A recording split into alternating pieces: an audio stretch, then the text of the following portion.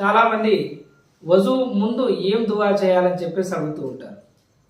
ప్రవక్త సల్లల్లాహు అలైహి వసల్లం గారు చెప్పారు, సునన్ దార్మీలో ఈ హదీస్ ఉంది, ఎవరైతే బిస్మిల్లా అని చదవలేదో వారి యొక్క వజూ పూర్తి అవ్వదు అని చెప్పేసి ప్రవక్త సల్లల్లాహు అలైహి వసల్లం గారు చెప్పారు.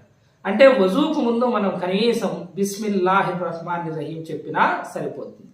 కొంతమంది మస్జిద్లలో అతవద్దవు లిరఫైల్ హదస్ ఔజు బిల్లాహి మినష్ షైతానిర్ రజీం బిస్మిల్లాహిల్ అజీమి వల్హమ్దులిల్లాహి అలా దీనిల్ ఇస్లాం అని కూడా రాసి ఉంటారు.